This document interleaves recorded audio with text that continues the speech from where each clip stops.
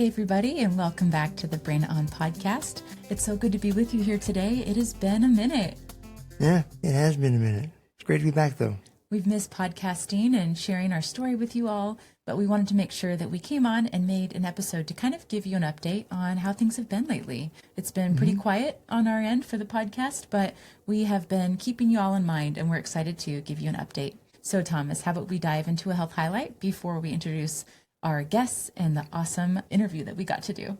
Sounds good. So, many of you probably aren't aware, but about a month ago, I started experiencing fevers and fatigue and muscle weakness. And so they brought me into St. Charles, did some labs, and they saw that some certain levels of things were elevated. Yeah, like very elevated. Way beyond where they should be. So I got hospitalized, and I was in the hospital for about 17 days or so. Yes, in very critical condition. Yeah, for the first week I was at St. Charles, and then after that I was transferred to OHSU via ambulance overnight.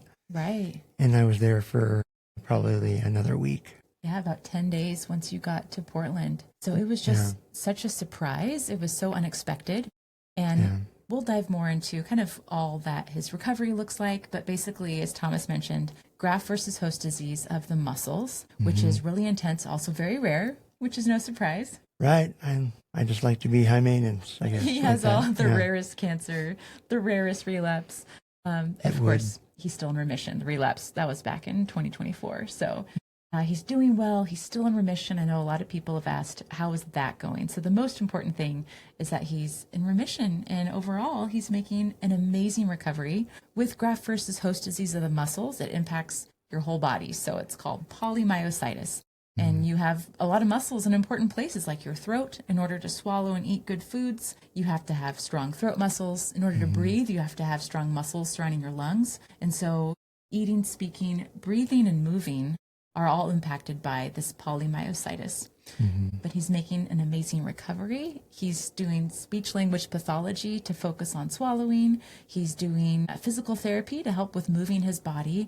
And we have a pretty exciting goal in mind, which is being a part of the Walt Disney World Marathon Weekend in January of 2027. So it's coming right up. Yeah, 6 months out. Right. We were signed up for this a while ago. So we were planning on the half marathon. It was a goal that felt very achievable. But now that he's had this setback and now that he's retraining all of his muscles and building those back up, we are now looking at doing the 5K. Which is still respectable. That's nothing to sneeze at. Yeah, it'll be fun. Yeah, for sure. Yeah, we started to incorporate some running into our training back before this setback, and kind of knocked me back. So that I'm just walking again, but I have to have a walker just to kind of keep balance and keep from tripping on things as I'm walking around the neighborhood. It is so inspiring, y'all. Seeing him go to all of these therapy appointments for, physical therapy, again, the speech and language therapy, going to infusions and, back at the cancer center all the time. We're going to see our favorite nurses and doctors again quite frequently. Yeah. It's a good thing we like them. Yes, we're buddies. So Thomas, I just have to say, I am so inspired by you as you approach all of this with such a good perspective. Oh, thank you. Well, definitely takes a team, and you're my number one caretaker and cheerleader. So I love being your care partner. Yeah, I appreciate you. Well, in this episode, we get to share with you an interview that we did a while ago. This is with AJ and Erika from the One More Run podcast. They are the people who inspired us, who we got to listen to their show, their podcast. It's wonderful. That's all about running, and they focus a lot on Run Disney races. And so we hope that you enjoy this special interview that we did with them. One of the things that AJ says is, I can and I will. And when we interviewed them, Thomas was super healthy. We were training and it felt very achievable. And so as we listened back to this episode, getting ready to produce, we wanted to do a new intro since it's been a while. And it was just so affirming and wonderful to hear their words of wisdom, because it applies to us even more so now. Hearing their words has been amazing as we think about the challenge that we have ahead of us with training again, and it's something we're really excited about. Yeah, definitely. In future episodes, we'll give you a little bit more of a health highlight, give you some more details. But for now, we hope that you enjoy this special interview episode with AJ and Erika from One More Run.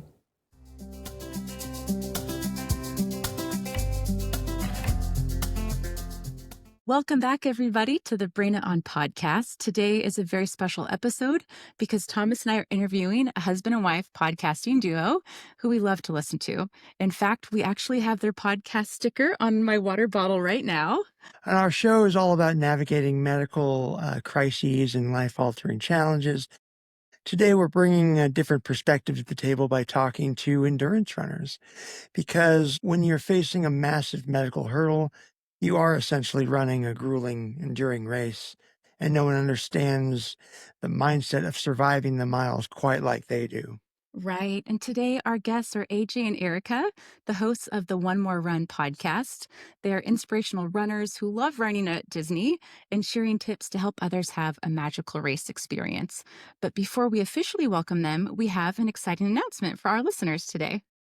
So we are actually training for the 2027 Run Disney Half Marathon right now. A year ago, during my cancer treatment, we couldn't have fathomed doing this. But I've gotten the green light from my doctor. I'm working with a physical therapist, and we are running this to honor my mom, who loved all things Disney, and she passed away this last year from cancer. Yeah, Julie and Thomas went through cancer at the same time, and she was not only our cancer club president, but our Disney fan club president. So we miss her a lot, and we'll be running with her in spirit. Yeah. We're also running this race to celebrate Thomas's remission from leukemia, and One More Run has been such a great resource for our training. Jean and Erika, welcome to the show. We're so honored to have you. Goodness. Thank you so much for having us on. It is truly our honor to be on your show and just so excited for you as you are training for your first race. That's so exciting. That was the hardest moment for me ever to stay quiet. I know, me when too. When they were announcing that, because I immediately wanted to be like, oh my gosh, yay. Yes. So exciting. That's so exciting. Definitely. Oh, thank you. We're thrilled. Yeah. So to kick things off, we'd love to have you tell our listeners a little bit more about yourselves and how One More Run got started. Well, AJ and I, we are husband and wife. We've been married for 24 years, 23 somewhere years, around there. somewhere around there. Always big time Disney fans. Grew up going to Disneyland out in California where we lived. We both worked at Disneyland when we were in college and been running sort of on and off since 2016, mostly run Disney races. And about a year ago or so, AJ came to me and said, how do you feel about doing a running podcast that focuses on Disney? And so here we are. Totally not qualified, but we're willing to say anything about Run Disney. So that's what we're doing. Yep. Oh, that's so great. Yeah. So we'd love to rapid fire a few of your mantras that you've used on your show and hear your perspective. And first up, we have I can and I will. And AJ, I think this is yours. It's on one of the stickers. Yeah. So would you say this is one of your favorite mantras? Yeah, for sure. I heard this when I was on a work trip and I was at the University of Washington, and we were doing like a rowing experience thing for a work thing I was on. And in the women's strength training room, they had this mantra on the wall, right? And it said, "We can and we will." And I was talking to them about it, and I was totally inspired by that. And the big thing about it, and I kind of stole it and personalized it to "I can and I will," is like doing things with confidence, right? Like when you run or even when you live your life or whatever, when you do something with confidence. Like I think about when I go to my grocery store, I'm confident. I know where everything is. I walk I'm just confidently, I'm not fazed by anything, right? It's my store, right? But when I go to another store that's not my store, I'm so lost, right? And so I just try to go into everything with confidence, right? Like even as dumb as it is, going into a new store, I can find the thing. I can, and I will find it. And so I apply that to everything. And especially running, right, when it's really hard and I don't want to do this anymore, or when we get a medical thing in our life or a financial thing or whatever, like we know that we can handle this. It's going to be hard. It might even suck at some point, but we know we can do it, right? And that confidence, we're just trying not to live in fear, right? The fear slows me down, makes me tense. My shoulders get tense. All that just slows me down in life or running. And so we just say, I can and I will. Yeah.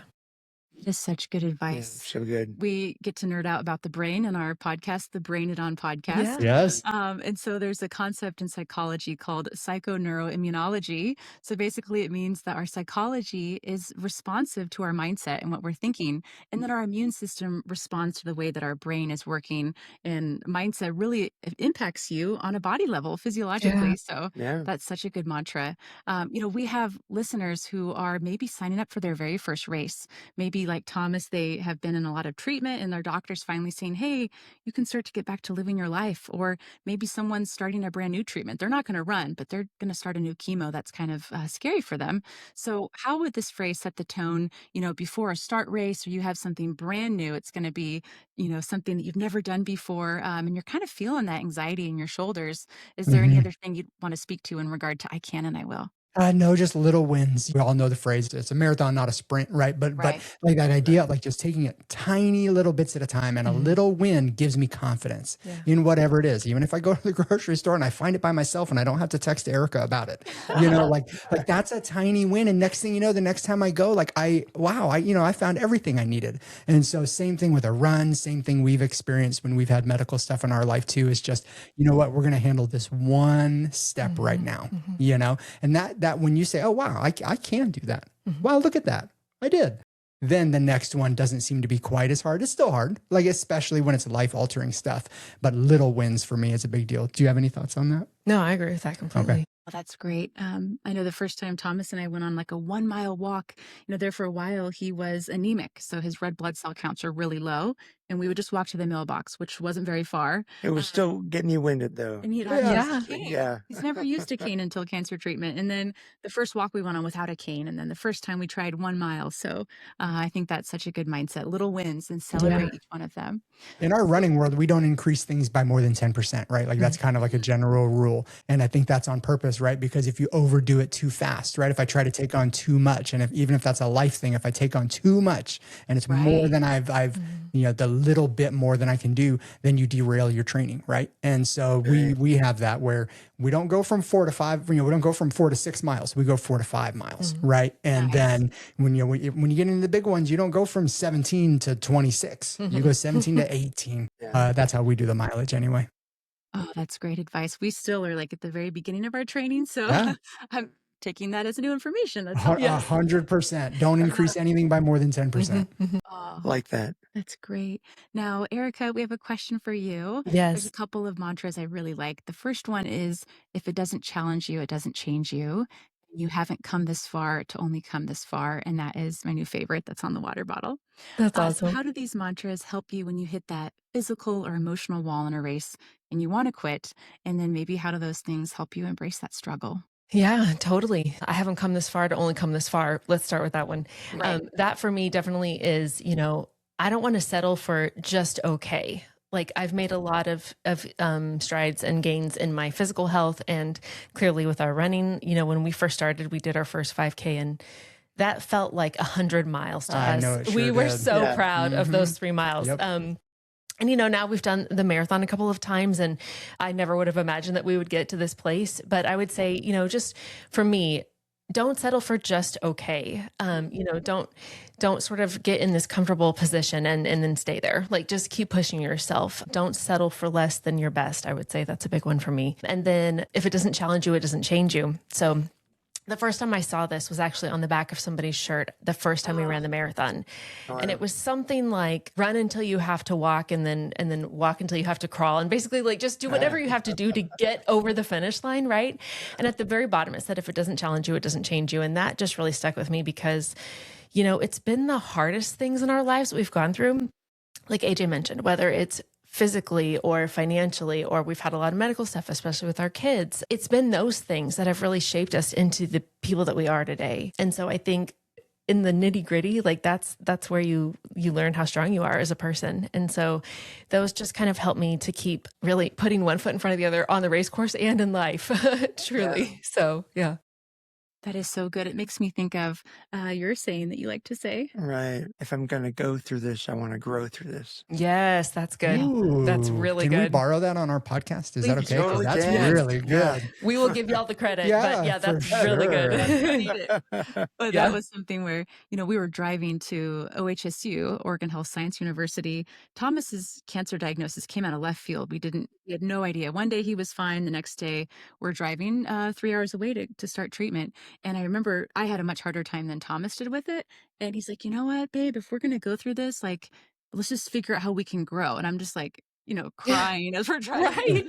Where does this come from? So Yes. yeah, just taking all these challenges as an opportunity to grow and then help other people, which we'll get to how to help Yes. others. Last mantra we wanted to bring up is run the mile you're in. So either of you, what does that mean to you? For me, it goes back to that positive mindset thing, right? Specifically with running in life, it's a lot harder to do this one, but I get to do this, right? Like most people don't run, or some people can't run. You know what I mean? Like I am blessed, and I have the opportunity to do this and be healthier and burn these calories so I can go eat some more. You know what I mean? Like this is great. I get to do this, and there's times where I absolutely don't want to. Right.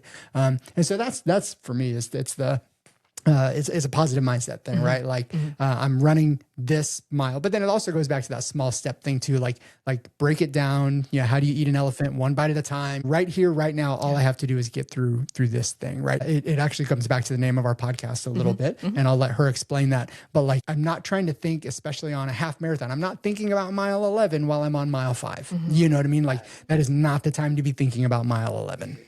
This is the time to be thinking about mile 5. Yeah.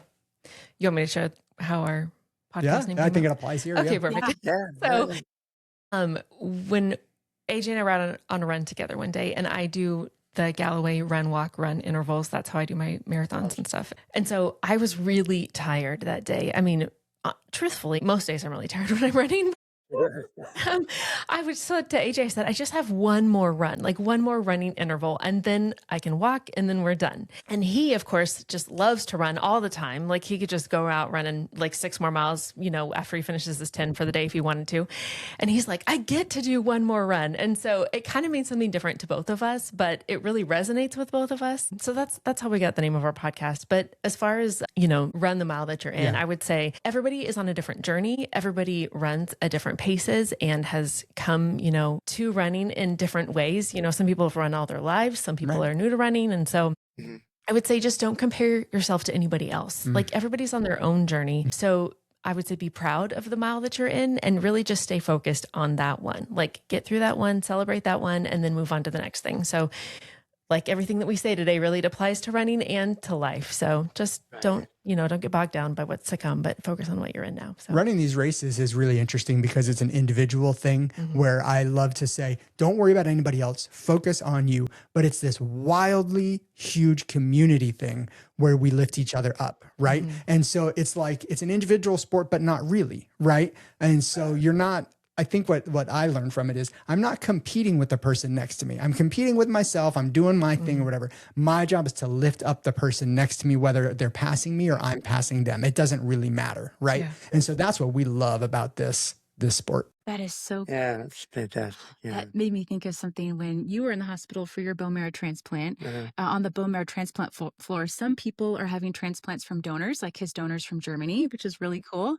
Other people are having transplants like with their own cells. They take out their stem cells, do something magic or medical to them, and put them back in. So for those people who are using their own cells, it's a lot easier. Medically speaking, they're not going through all the radiation, all the intense chemo that Thomas went through. And so every day we try to do a couple laps around the transplant floor. And we had some people who really had an easier treatment plan. So they were just, passing us. And some of them were like older with their little IV poles and were pulled over after a few steps. There's like an older gentleman who's like, how many laps today, Thomas? And we're like, 1. He's like, I'm on 12. And we're like, good for you, buddy. So it's just like not comparing yourself, celebrating others. But I think that's stepping out of that comparison and just celebrating where you're at. Everyone is on their own path. Everyone has their own medical challenges or life circumstances. So really just, enjoying where you're at, being grateful for every step you get to take. I love that you mentioned, I get to do this. Some people don't get to. So Good mindset. Yeah. That's so and you don't know where someone else is at in their journey either. That's the big thing for us is that somebody might look at us and say, wow, you guys are so fast or whatever, but we've been doing it for a minute. You know what I mean? Like we've been at it for a long time. We put in hundreds and hundreds and hundreds of miles at home for a long time. Right. And if you're new to it, don't compare yourself to us. On the flip side, some guy goes flying by me and he's like talking like it's nobody's business. You know what I mean? Because his heart and everything is ready for it. I can't compare myself to that. And so we like to say, and it's not our phrase, but that idea, don't compare your beginning to someone else's middle. You know what I mean? Like they're in the middle of their journey. And if you're just starting, you're only on lap 1, that is totally okay. You will have your middle that someone will be jealous of later. Yeah. Oh, yeah, that's super encouraging. Yeah. That's great. Great. That makes me think of Bob Goff, the author. And I love Oh, how he yes. says, I wonder if I stole that from him. Maybe. I might have. There are so many things I say. I'm like, that could be Is that a attributed to Goffist someone. too? Yeah. So what did Bob He say? says, let's be compadres and not competitors. So how can we That's be good. compadres? He has, I think it's called Dream Big, the podcast, and I Yeah. had heard Yeah. that. Oh, yeah. And so let's talk a little bit about adjusting expectations. So Erika, you have wonderfully shared about some medical setbacks that you've had in your training, even going into a race weekend knowing that you wouldn't be able to finish your race. I think that happened. Is that right? Yes. Most recently was for a marathon this year. Okay. So I am kind of famous for injuring myself in some form or fashion. Each of these race years that we've done, usually it involves some sort of fall or It's never running related, which is so funny. It's not.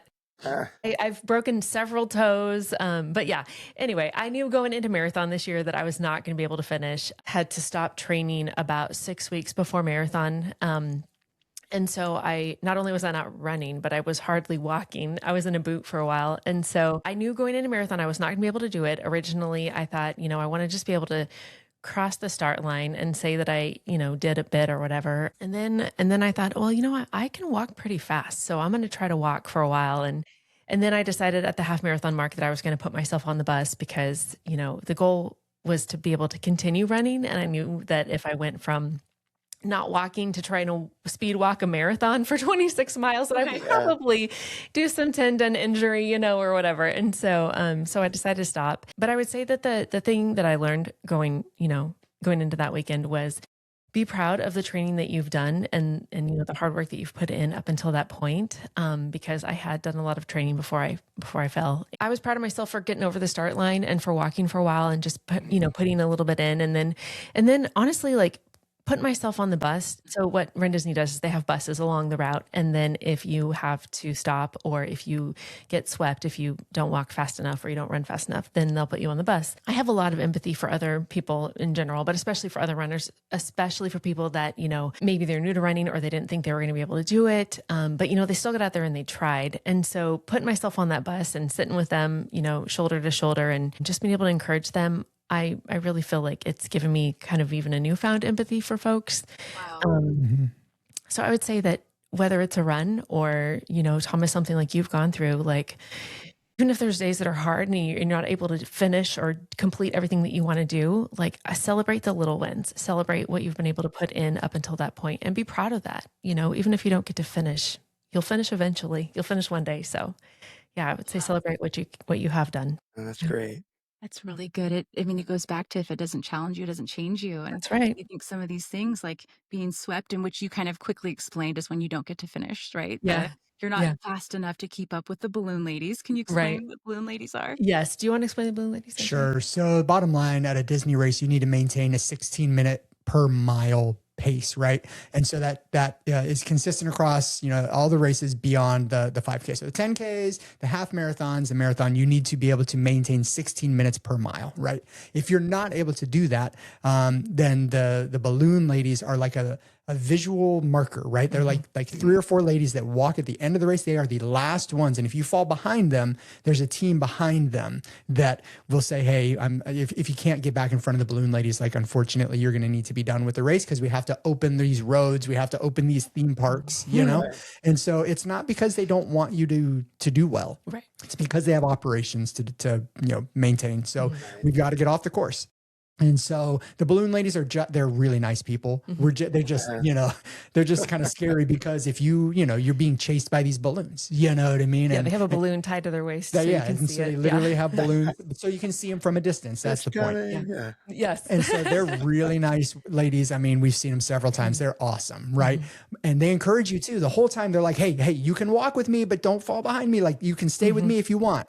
And if for whatever reason, injury, your training didn't go as well as you want. I mean, honestly, I know people that woke up sick that day. Yeah. It had nothing to do with their training or whatever. They woke up with the flu. And now, and just like life, that happens, right? You get sideswiped and it messes with you, and you have to decide how you're going to show up or how you're going to respond. And so anyway, the balloon ladies are like a visual representation of the end of the race. And so whenever we say, "Uh-oh, the balloon ladies are coming," we know that's the end of the race. If someone's really afraid of being swept, balloon ladies, or even in cancer treatment, they're really afraid this treatment doesn't go well. What is something that maybe you could share about that fear of failure, and maybe something that helps you with that? Yeah, totally. I would say that for running specific, trust your training. If you have run, that 16-minute pace or faster at home, don't worry about the balloon ladies. Don't let them intimidate you. Like AJ said, if you are feeling nervous or anxious, you will run more tense, and that will affect your posture and your running.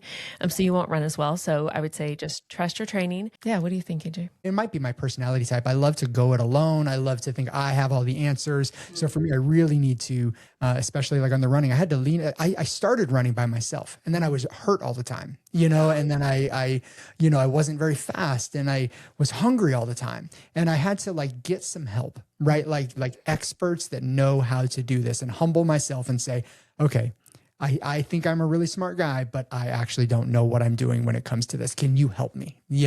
And so whether that's a paid coach or just a friend or whatever, whatever it is, we've gotten so much better at this running thing because of help, right? But then we also, that's the same thing in life. You have a financial advisor, right? You have, church support, like whatever it is, like you get help in all these different areas. And so in terms of fear of failure, like I need the support system around me, right? And sometimes that might not even be support like information. That might just be the cheerleading team that's around me, right? And sometimes I just ask for that help, which sounds really dumb and cheesy, but sometimes I say, hey, I could really use some encouragement and help in this thing I'm going through.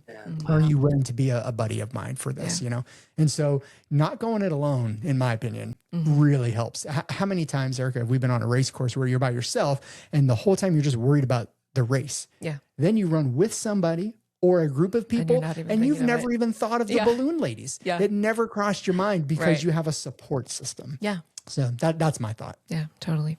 That's good. That's so great. Just that sense of community, asking for help. We had this mantra of faith over fear, and it's not like no fear, because I think that can be inevitable, but just how faith is important to us and kind of grounds us. And when he was first diagnosed, on Amazon, we got these little bracelets that say faith over fear, and we gave them to our family and to coworkers, and just gave them to everyone. And so people would text us all the time, like a picture of their wrists with faith over fear on it. Yes. I love it was that. just really neat. Asking for help is so important. And then faith can help people get through hard times as well. I don't know politically correct if you want to leave this in your podcast or not. We believe in Jesus and we're Christ followers. So like for us, that's a big deal. And so, when somebody just asks, how do you get through this or whatever, what I want to say is, Jesus got us through this. You know what I mean? Like this is hard and we couldn't do it without our faith, especially when it comes to our kids or medical things or whatever. And it really does apply to running. We again, you leave whatever you want or not in your podcast, but we'll keep it. We love it. Yeah. We sit down before every podcast recording and we pray over that podcast recording, and we're not going to beat people over the head with Jesus, but we want people to know, we want people to feel that love of Jesus through our podcast, right? Yeah. And so we really hope that comes through, and without having to say it. Same thing when we encourage other people on the course or whatever. And so like for us, our faith is, it's the foundation of it. We literally lean everything we do on that. Yeah. So we love your faith over fear for sure. Totally. I love that. That's that great. Is so awesome. Yeah. I have had some timidity about sharing my faith sometimes. But then as soon as Thomas went through his cancer treatment, and his mom was diagnosed with pancreatic cancer 3 months before that. And so we got really bold at that point. We had our cross necklaces, and they're like, how do you get through this? Jesus, because people are going through cancer. People are like, hey, do you? Like, that's awesome. I love that for you. You're going through cancer. I feel like it gives you an excuse to share that a little bit more often. So. It's a little harder for us to tie, like, how did you finish that? How did you get to the end of that race?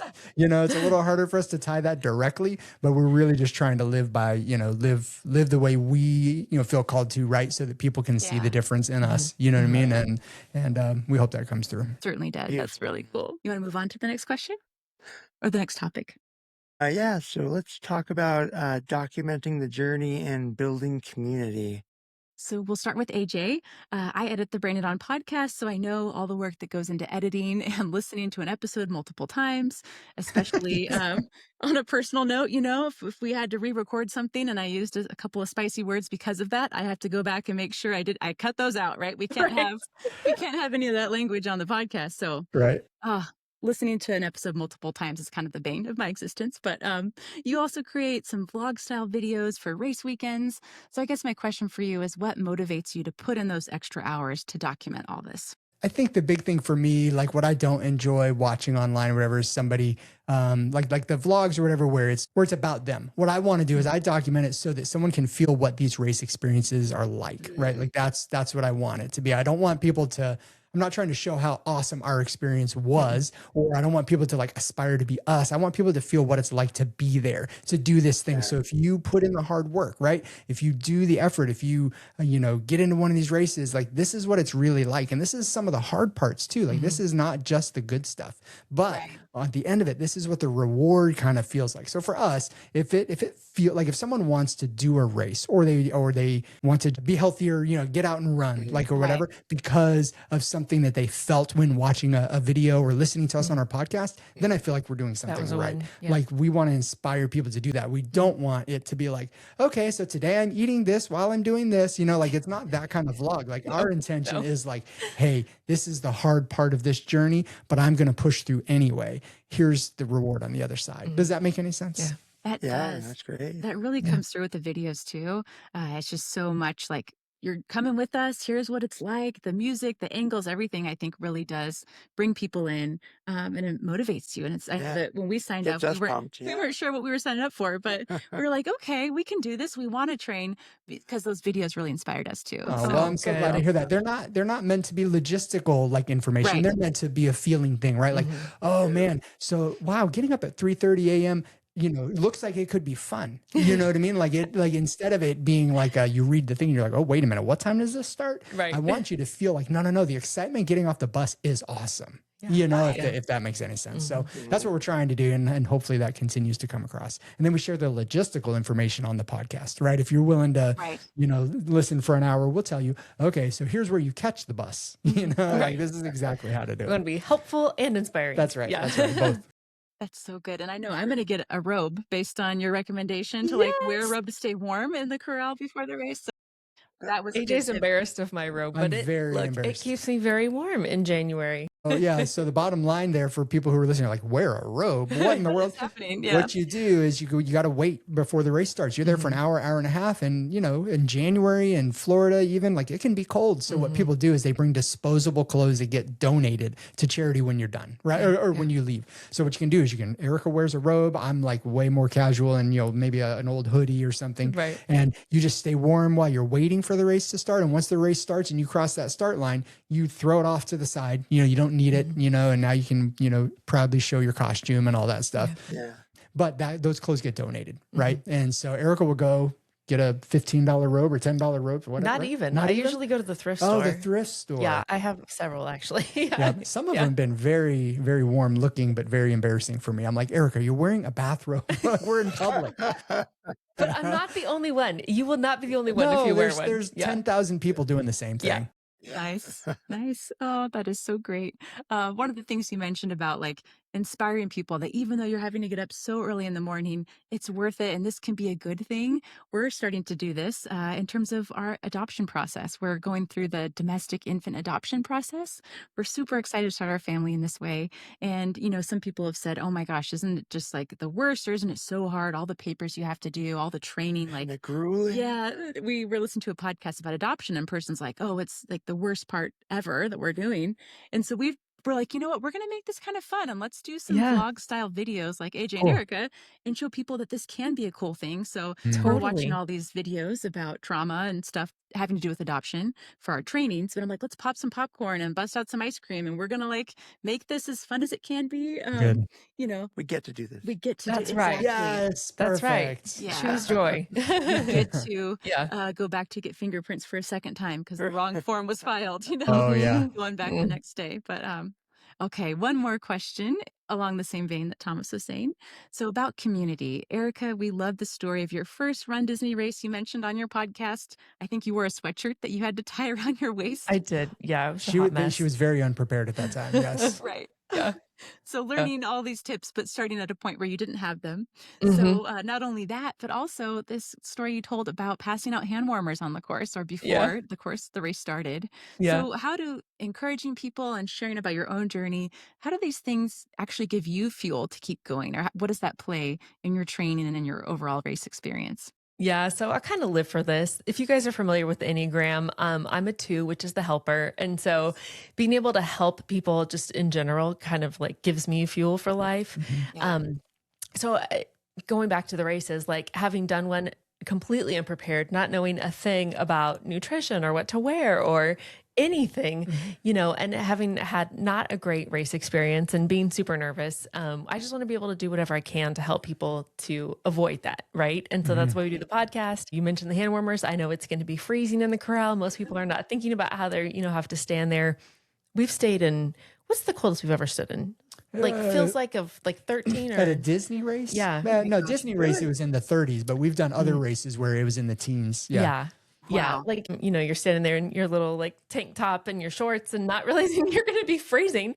And so now I've just started coming with extra hand warmers, you know, or one time I gave a girl my Mylar, I think. And I like to talk to people in the corral when I'm waiting if AJ's not with me. And so, you know, I'll ask them a little bit about their story. And like he said, when you run with other people, you know, you're not concerned about the balloon ladies. You're not thinking about, you know, how far you have to run. And so kind of just being able to help set them up for a good race by, you know, visiting in the corral and maybe calming some of those nerves that they have. And so, and you can bring your knowledge and confidence, right? Having just been there. It's not, I'm not saying you're like an elite Boston Marathon runner. No. I'm just saying the confidence of, you know what, I've done this a few times. I've experienced whatever. Your confidence, then you can give someone else. Right. You can loan them that confidence in the corral when they're freaking out. And I super love that. Like actually, this sounds really cheesy. Encouraging people at the races has become more fun than the run. Yes. For us. Like, totally. I can see that. Yeah. The way you lift other people up. And it's hard to do on your first race or your first few races because you're just trying to survive. Right. Like, and I completely respect that. And that was us too.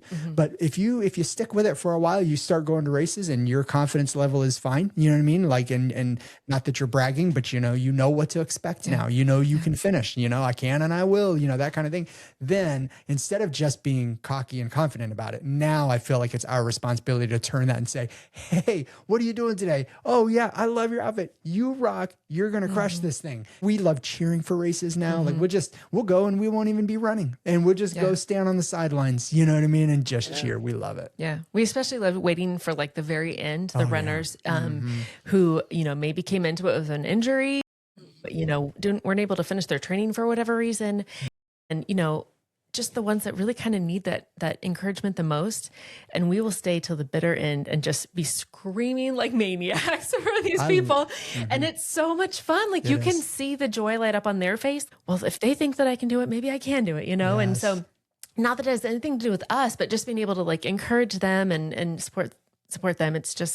It's so good. It gives us more excitement. So yeah, for sure. Absolutely. We love the community part of this whole thing, right? It was really fun to do when it was just the two of us and we didn't know anybody. It was super fun, but the fun level went up 100 as soon as we started meeting other people. And that wasn't like because of our podcast. That was because we said to somebody in the corral, hi, my name's AJ. What are you running? You know, what are you dressed as? You know, like whatever. It has nothing to do with us having a podcast. We started doing that well before then. Just, hi, my name's AJ. and no one is, especially Run Disney, no one's ever said, oh my gosh, why are you talking to me right now? They say, hi, my name's Lindsay. You know what I mean? And then we just talk, you know, and it's so fun. Maybe in Corral A, there'd be a little less chatting. Yeah, there is. There is because everyone, the problem with it is that it's not that nobody's nice. It's that everyone has their headphones in already. You know what I mean? That's the big problem. And so even myself included, I'm like, So the way that, if you're not a runner, the way the corrals work is they go A, B, C, D, E. And so it's like a group of people. There'll be 1,000 people in each one. Right. And so corral A goes first, right? So they seed the fastest runners in the front corrals.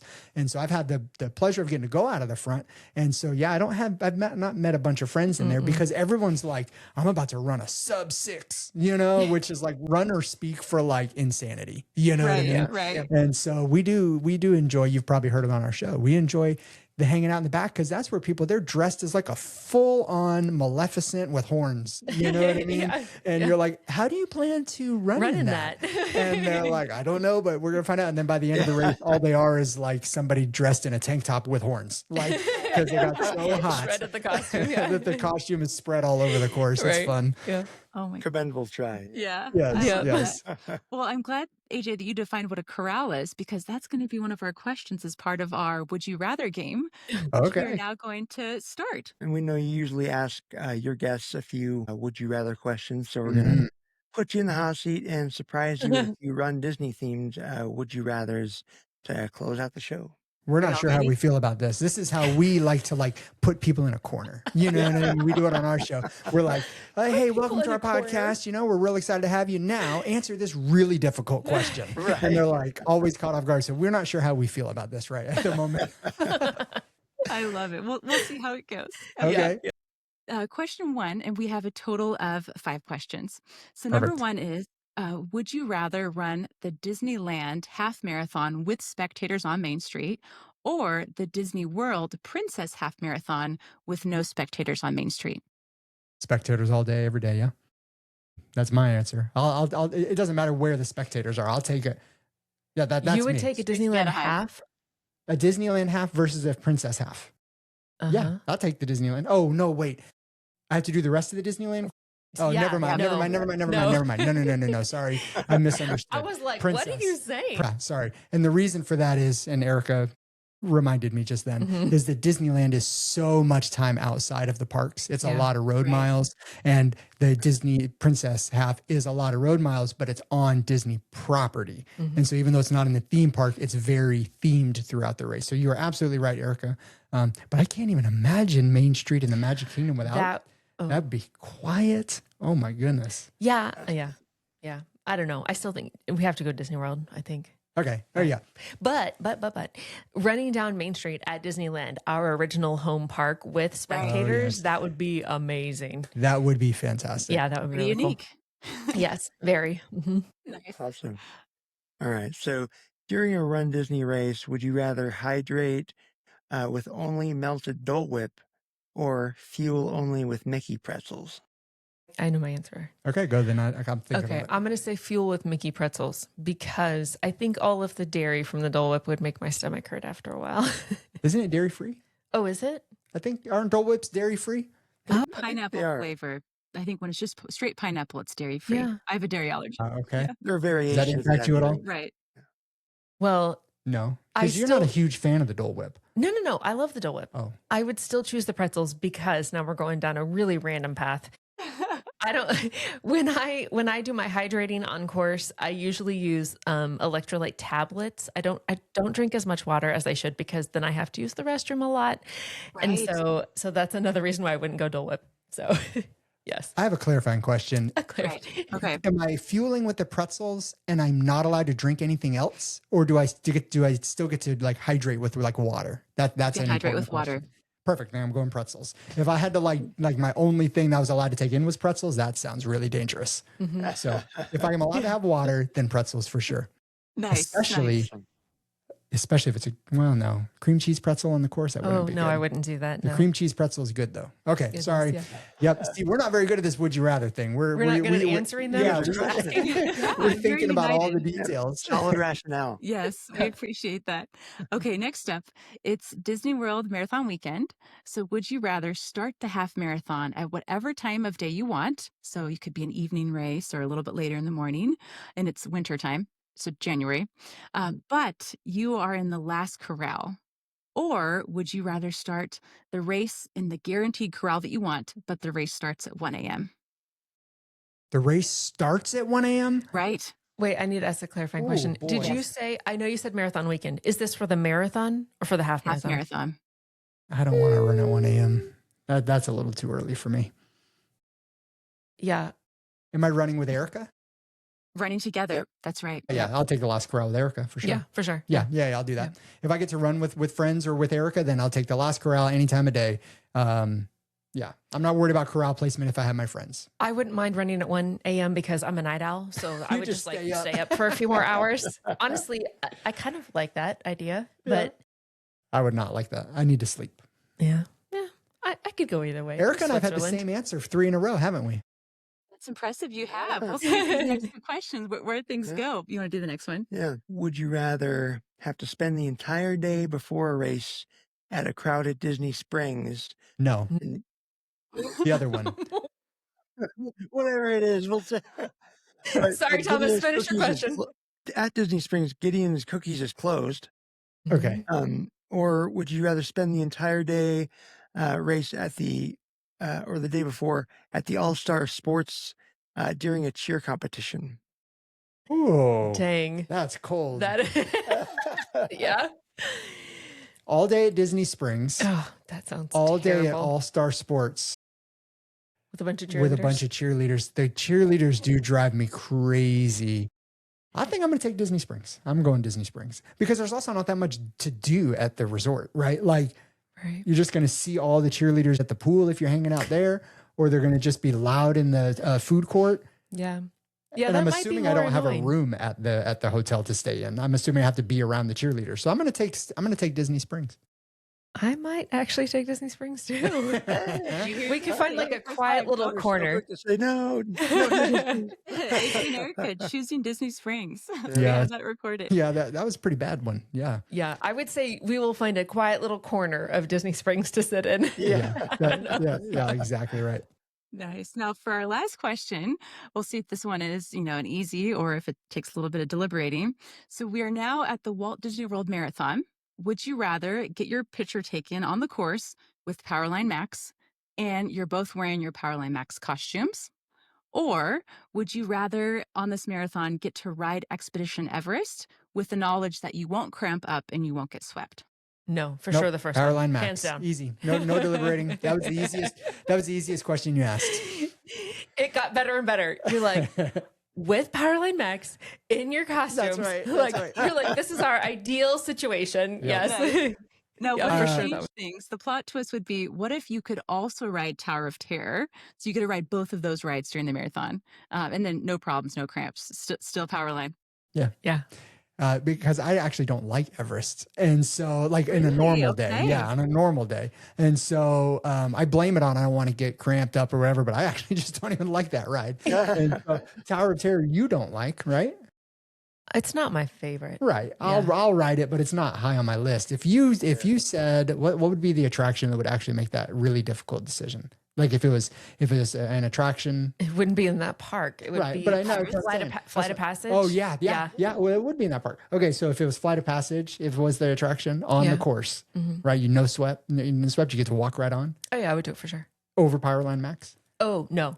I'd still choose Powerline Max. Powerline for the win. I mean, he I don't know why. I don't know why either. That's what I was just going to say. Like, I have no idea why we like him so much. We just do. We love the movie, and Yeah. there's something about like we dressed as Powerline, and we saw him on the course the next day when we weren't dressed as Powerline, and so it's just become a thing. I think it's because you don't see him very often in the park. And that 100% And too. so, it's like, yeah, I've seen Cinderella like every single time I turn around, but like you don't see Powerline Max very often. So, yeah, Yes. I don't know. Yeah. That's awesome. Those are good would you rather. Yeah, they are. So finally, we just wanted to know kind of what is your ultimate advice for someone who maybe feels like their personal finish line is out of reach? Maybe they're considering a 5K, but even that seems hard. Do you have any closing thoughts around that?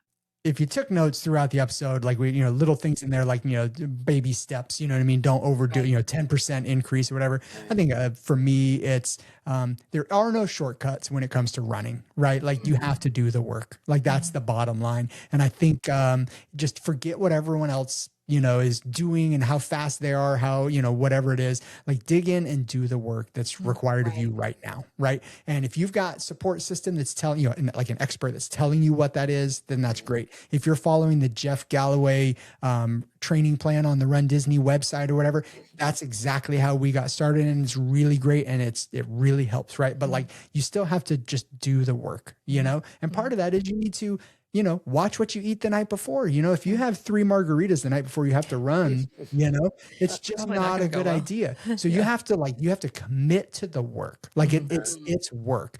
The benefit, we believe, is, Erika's lost 60 pounds. I lost 40 pounds. Like it is worth it. And we totally think it is, but you have to do the work. Like, I think that would be my thing. And then, I think the other thing is like, remember back to the beginning, like when you decided to do this or whatever, like what would whatever younger you say, like, what would they say if they saw you now? Right. So now you can run a 5K, right? Like what would you from the day you committed to this or started, or the day that the diagnosis came in or whatever, see you now handling these treatments like a boss? Like what would younger you say? Would the younger you be impressed? Yeah. Would they be, like amazed at what you're doing or whatever? Like, I think back to that.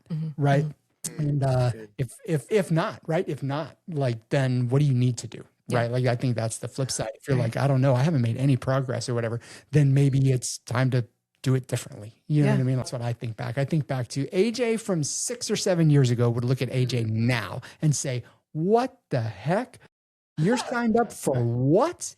And you did it. Yeah. Right. But it took all the work to get there. Right. And so that's my thought. Any thought for you, Erika, inspiring people that are having a hard time seeing that finish line? Yeah, I would say, with my eating, I say like make one smart choice at this meal, just one smart thing. And so for a challenge like that, I would say like, what's one small challenging thing I can do today? Like what's one thing that I can do to push myself that will eventually get me to that goal, and then celebrate that little win. It's a bunch of little wins that get you to that big goal. And then I would say, remember your why. What is the reason behind why you want to, what you want to do. That's huge. We should have even led with that one in this whole conversation is what.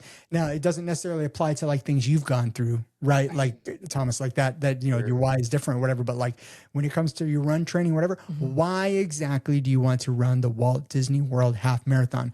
Because if your why is not strong enough, you're not going to do it. Wow, and your why is strong enough. Like we heard it. We know why you're doing it. But when you're at mile 10 on a training run by yourself, and this sucks.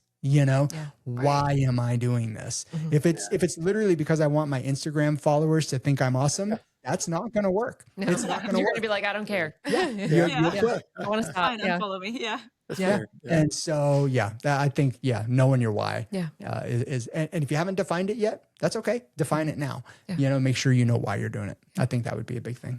So good. Thank you guys so much for sharing that. Yeah, and thank you for joining us today on this episode of the Brain It On podcast. Our last question to you is, where can listeners find your podcast, get awesome stickers, be a part of your community? And you also have a YouTube channel with some of those videos that you mentioned before. So where can people find you? Yeah, so we're at AJ and Erika on all the things, and it's Erika with a K, Erika. The easiest way to find the podcast and all of our stuff is at ajanderika.com. Yeah, it all links off of there. So if you're like, I want the podcast, but not the videos, totally fine by us. We're not trying to be known. We're trying to be helpful, right? So if you want to run a race and you just need logistical help, great. If you're looking for inspiration, we try to do that, So yes, ajanderika.com is the easiest spot. That's wonderful. And then the stickers, people might see these stickers and have, Yes. Yep. So FOMO. How do they get those?